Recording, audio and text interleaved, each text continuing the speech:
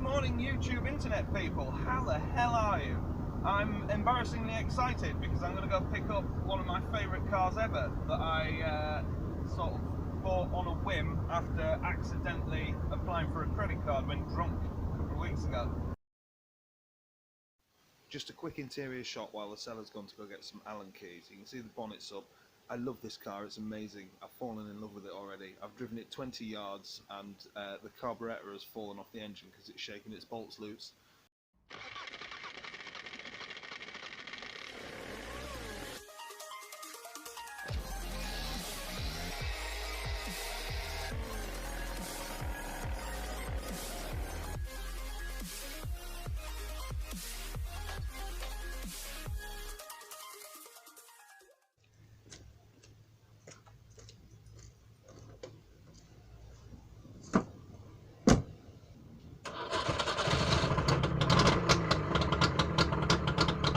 So I was going to show you how to drive this thing, but my carbon monoxide detector is going off. And there's a very good reason for that, which we're going to sort today. So before I die, I'm going to crack the windows. I'm going to go and put a new exhaust on it. So if we can ignore the alarm, the reason I'm getting carbon monoxide in it is because there's the exhaust.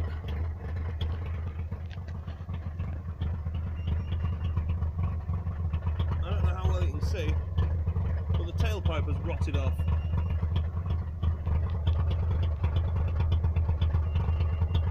Which also explains why it's so loud. That happened on its maiden voyage after the MOT when I took my father-in-law out in it to prove that it wasn't a stupid, worthless car. So I have a replacement here.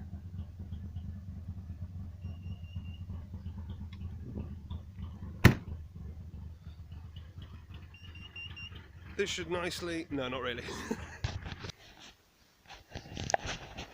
So here's the replacement. I also have the front silencer, which is also a heat exchange for the heater. That one's got... it goes under the front bumper there. And the one I've got's got a hole in it somewhere around here, which is also dangerous. Because it's alright if it's got a hole in the outer jacket, which I think is all mine's got. Because it just lets the hot air out that's going to your heating. But the inner core... this inner jacket here, if that's got a hole in it, it'll leak exhaust fumes out into the outer jacket, which is being pumped directly into the cab. Hence the carbon monoxide detector. So, yeah, and I've also got this centre section here, which is used, but it seems in good nick, so I'll see if I need to swap my old one out or not.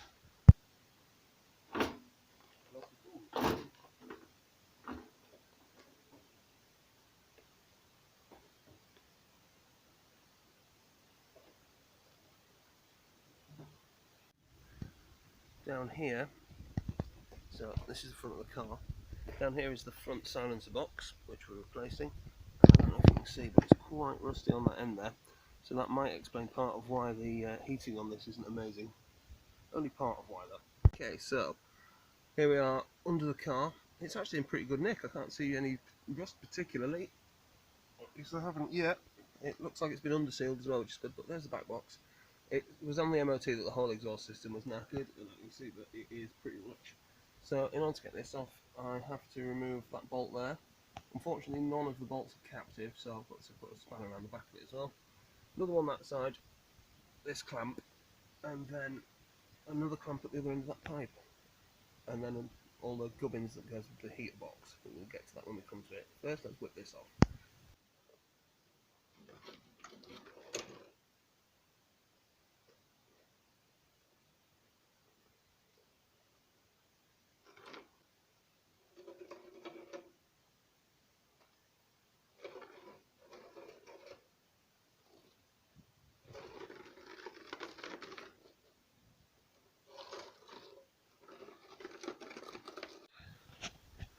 You can see the old one is in.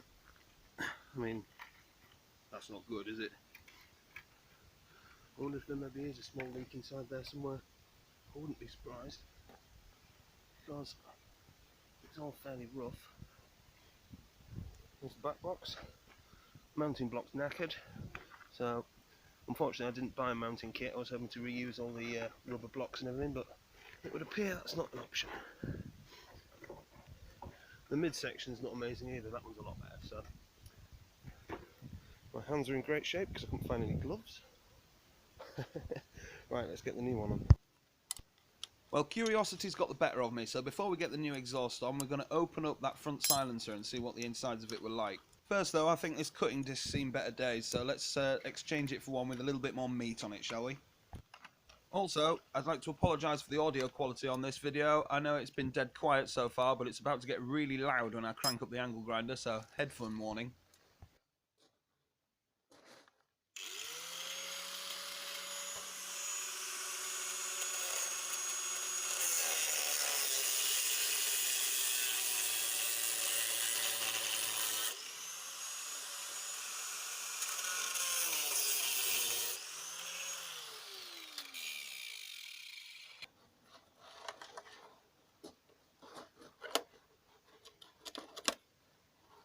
Uh-oh.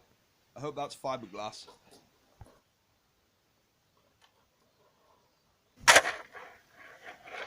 So, slightly worryingly, we've got some asbestos looking stuff there, which I'm going to leave well alone. But, as you can see, the skin underneath doesn't seem that much affected by the hideous tin worm on the outside, so it might be alright. Okay, so we are all done. There's the new heater box. And then underneath, new pipe, new back box.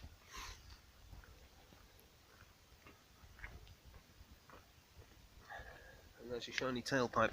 I haven't got the little spacer thing that goes here, so I'm going to have to improvise for now with a bit of wire and order one from Trabant welt. But other than that, I think we're ready to tidy up, take her down off the stands, and take her for a quick ride. Let's see how she goes. There we are.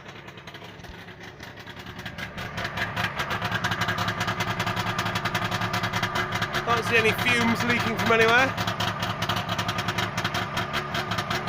so that's good. Let's take a quick spin. We be smoking. Let's go.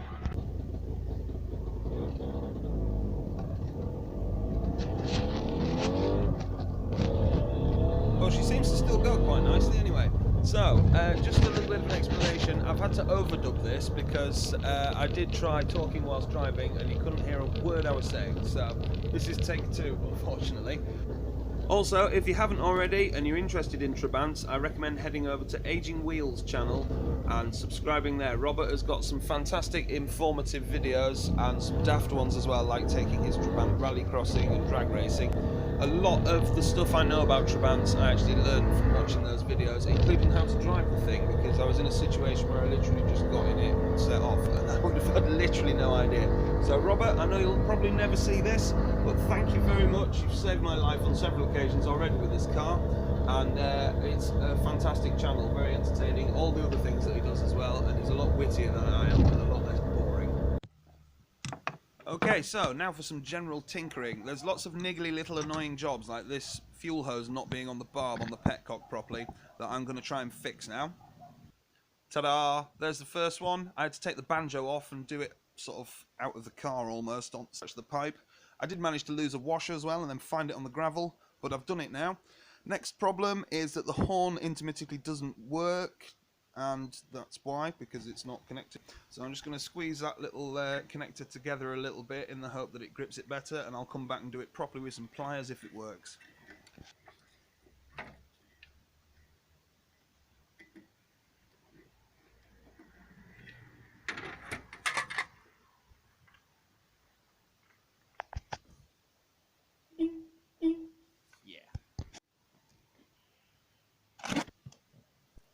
Well, I've been on Tinternet and got some more goodies.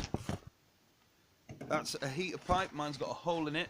Very easy to change, hopefully, he said with his fingers crossed. That is a voltage tester, 12 or 6 volt voltage tester. And just some general little gubbinsy bits. I'm looking forward to putting that on as well, because it'll make the engine bay look better. And that is everything. Hello, finger. So here's your before and after. There we are, look. That stray finger is not going to get amputated by the fan.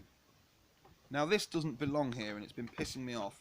It didn't come, these cars never, I don't think, came with a fuel gauge, a proper fuel gauge.